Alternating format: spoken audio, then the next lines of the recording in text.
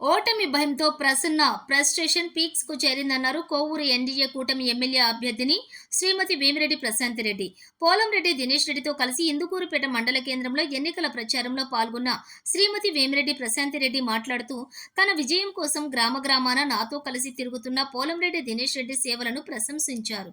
దినేష్ రెడ్డిని తన బిడ్డగా అభివర్ణించారు. వైసీపీ పాలనలో గత 5 ఏళ్లుగా ప్రసన్న కుమార్ రెడ్డి చేస్తున్న అరాచకాలు భరించలేక కొందరు స్థానిక ప్రజాప్రతినిధులు స్వచ్ఛందంగా టీడీపీలో చేరుతూ ఉంటే తట్టుకోలేని ప్రసన్న వారిని అమ్మిడిపోతున్నారు అంటూ అవహేళన చేయడంపై ఆగ్రహావేశాలు వ్యక్తం చేశారు.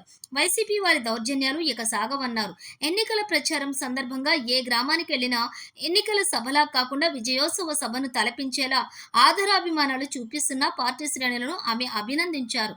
తనను ఇంతగా అభిమానిస్తూ తనకు అండగా నిలుస్తున్న మహిళలు, యువతీ యువకులకు శ్రీమతి ప్రశాంతిరెడ్డి ధన్యవాదాలు తెలియజేశారు. తాను ఎమ్మెల్యే అయ్యాక అందరికీ సేవ చేసి రుణం తీర్చుకుంటానన్నారు. తెలుగుదేశం పార్టీ అధికారంలోకి వచ్చాక అమలు చేయనున్న బాబు షూరిటీ, భవిష్యత్తు గ్యారంటీ తదితర సంక్షేమ పథకాల గురించి ప్రజలకు వివరించారు. ఇందుకూరుపేటలో ప్రభుత్వ జూనియర్ కళాశాలతో పాటు డీసీ భవన్ నిర్మిస్తానని హామీ ఇచ్చారు.